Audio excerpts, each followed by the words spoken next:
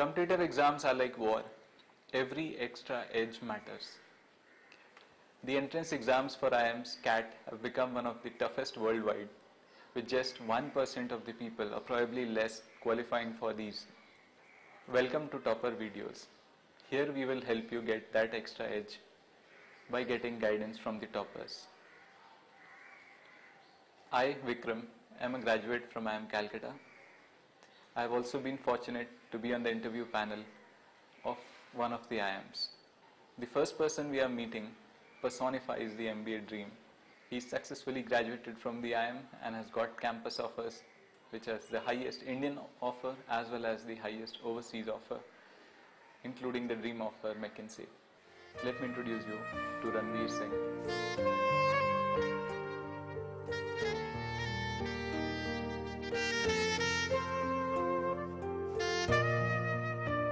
Now let us meet the other toppers, Shal Prabhu Khanolkar.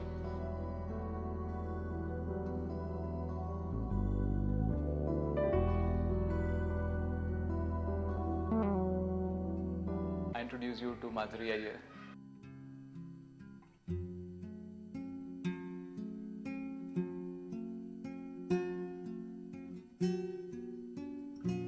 Sujit Nagda.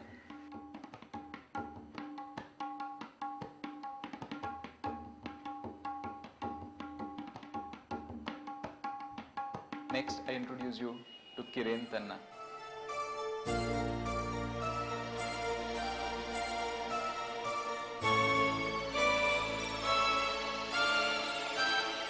Next, we ask the toppers, exam hall strategies. What are the secrets within the exam hall? What are the tips within the exam hall that make that extra difference? What are the tips that get out that extra minutes of time that get you those extra marks?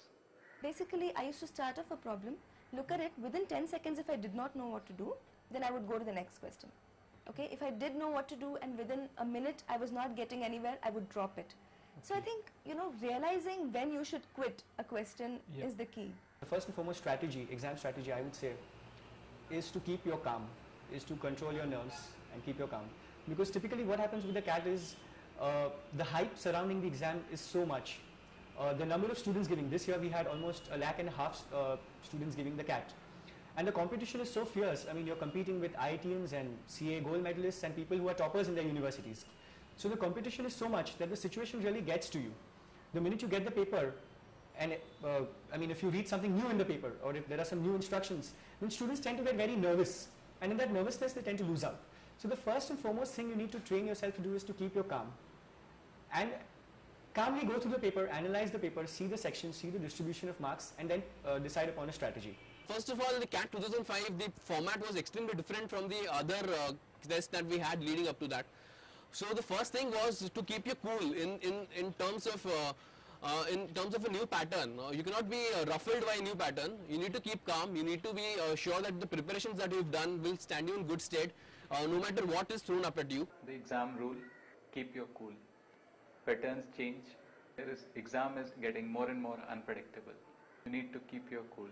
You need to look for ways in which you can maximize your score. What are the tips that get out that extra minutes of time that get you those extra marks? As a whole, I would say CAT has become much tougher in the sense that I have been solving papers since 1992 and there has been a vast improvement in the complexity of the questions that are asked. But as such, during the past 2-3 years, of course, last year's paper being the odd one out, there is no real difference in the paper. What I personally believe is that since everybody is going to be doing the same paper and it's a percentile based game, it's a level playing field really for everybody, because if it is tough for everybody. And I don't think that this paper as such made a big difference, because you just had to pick and choose your questions that you could answer well, and that you would have to do in any case, in any other exam where every question was for 1 mark. The only thing that can be said about CAT trends, looking at the last several years' papers, is to expect the unexpected. Every year they seem to be throwing some new or something new in the paper. There is a new googly at the students. A couple of years back, we had a 2-section test where one of the sections was verbal and verbal ability, and the other was a mixture of DI and quant. Last couple of years, it's been like a 3-section test where we have verbal ability, DI, and quantitative. However, as we saw in the current paper, the 2004 November paper, they had a differential marking scheme where some of the questions were 1 mark, some were 2 marks, some were half a mark. Now that is something completely new in the history of CAT. So every year there seems to be something new in the paper, and students need to be prepared for that. They need to expect that something will be new, and they need to keep the calm and solve the paper with the new things that have been thrown at them. However, it can be said with a fair amount of confidence that there would be the paper can be divided into 3 basic sections, namely verbal ability, data interpretation, and quantitative.